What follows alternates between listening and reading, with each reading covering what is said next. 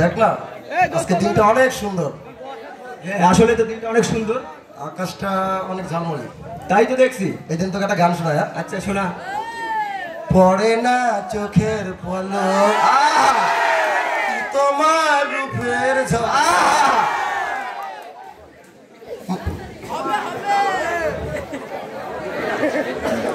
আমি জ্ঞান হারাবো মরেই যাব বাঁচাতে পারবে না কে। মামা আসলে তোর গলা তো অনেক সুন্দর। সত্যি বলছিস? শিখলি কোথা থেকে মামা? বুঝতে হবে, আমি কাল বিদেশ চলে যাবো। কেন মামা বিদেশ যাবে কেন? আরে বাবা, বাংলাদেশের আমার জায়গা না। কেন? আমার জায়গা বিদেশ। তাই বিদেশে গান করবো আমি। তাই? তুই যে বললি কণ্ঠ ভালো। ও তাই তো দেখছি। মামা মামা গলা ভাঙা পড়ি মামা।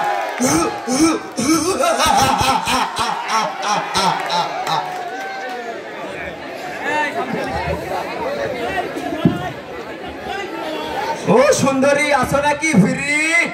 ওই সুন্দরী নাম্বারটা দেওয়া যায় না? এই ছেলেটা খুব বেয়াদব। আরে পাখি, আজ না হয় কাল আমার কাছে বন্দি হতেই হবে। সুন্দরী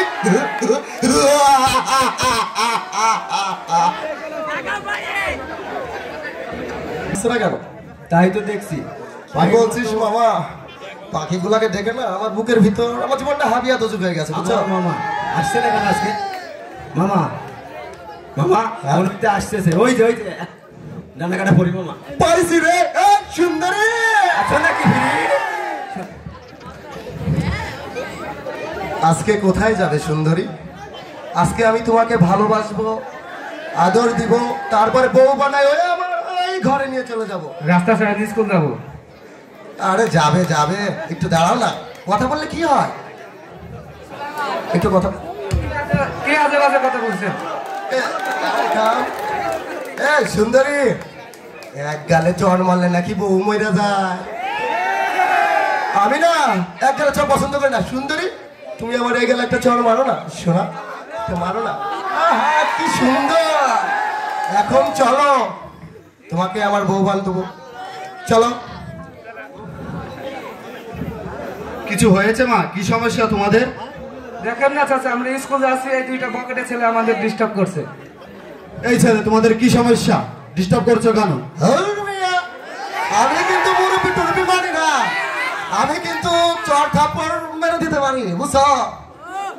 কোনো কথা হবে না, কোনো পেশাল হবে না, মায়ের হবে, সাউন্ড হবে না, সাবা কিরকিরা।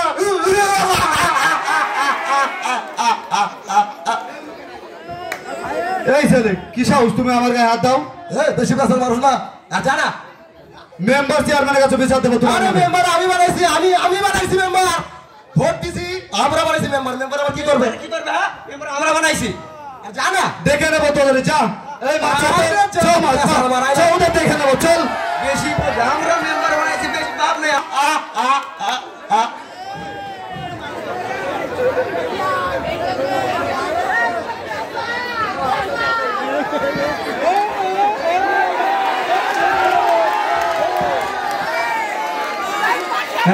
তোমরা এখানে কি করছো মা? এখন স্কুল যাওনি? স্কুলের টাইম হয়ে গেছে, 10টা বেজে গেছে। তোমরা এখন স্কুল যাওনি কেন?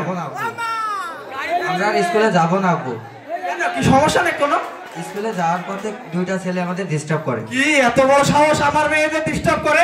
কারা তারা? আমরা আজকে এখনো মেম্বারের কাছে যাব, মেম্বারের কাছে বিচার দেবো। চলো মা চলো, আমরা এখনই বিচার দেবো মেম্বারের কাছে। আসো। ও মেম্বার সাহেব, মেম্বার সাহেব কি ব্যাপার রহিম না? এত জরুরি কেন? মেম্বার সাহেব, আমাদের বিশাল একটা সমস্যা হয়েছে। আমার মেয়েরা স্কুল যেতে পারে না। কি সমস্যা?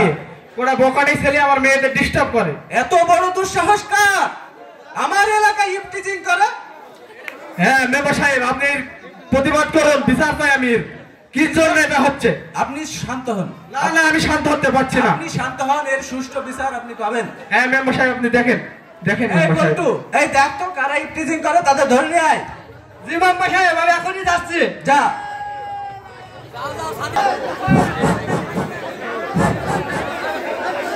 আচ্ছা মামা। হ্যাঁ বল মামা। সেই পাখিগুলো কোথায় উড়ে গেল গো? কি কি জানি তাদের তো দেখতে পাচ্ছি না, আজকে কি আসবে না নাকি? দেখতে পাচ্ছি না, তোমার কানের মধ্যে কেমন ধরে করতেছে বাবা। তাই তো সে বাকি আর আসবে না। কেন কি হয়েছে? তোদের নামে বিচার দিছে, মেম্বারের কাছে যেতে বলেছে। আরে মেম্বারের কাছে যাইতে হবে কেন? মেম্বারের কাছে গেলে বলতে পারবি, খুব রিমান্ডে নেবে নাকি? জবান রিমান্ডি নেবে তোদের। তোরা ইফটিজিং করে বেড়াচ্ছিস রাস্তায় রাস্তায়। আরে ইফটিজিং কে বললো? আমি তো ভালোবাসি। ভালোবাসি কি ভালোবাসা বিয়ে করবি মেম্বারের কাছে গিয়ে মানে বলবি। আমি তোকে ভালোবাসুকেই বিয়ে করবো না? না, তোদের মেম্বারের কাছে যেতে হবে। আই তাহলে এখনো তো এলো না। হ্যাঁ, তারা তো এখনো এলো না। আসসালামু আলাইকুম মাতবার সাহেব, একটু আমার পাশে আসুন তো। এই কিছু পোলাপান নাকি ইফটিজিং করে মেয়েদের, তাদের নামে বিচার বসবে আজকে। আসুন আপনি।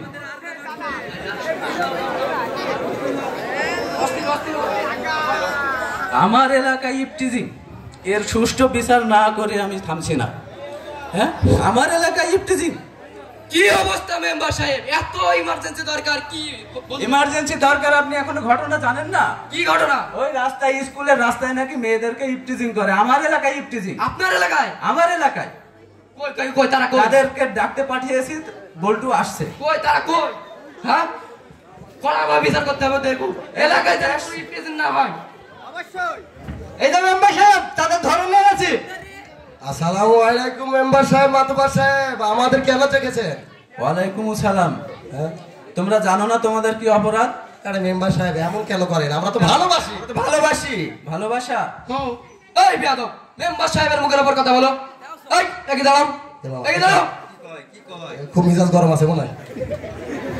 এই ছেলেরা, তোমরা জানো ইফটিজিং এর মামলা কি? না, জানি না। 509 ধারায় 1 বছরের সশ্রম কারাদণ্ড। জানো তোমরা? ফাঁসি দেবে নাকি আমাদের? ফাঁসি দেবে? এই তোমাদের সামনে উজ্জ্বল ভবিষ্যৎ। তোমাদের যদি এখন পুলিশ কেস করি, তোমাদের তো ভবিষ্যৎই নষ্ট হবে। পুলিশ কেস বলছে বলছে মনে হয়। কি বলছে?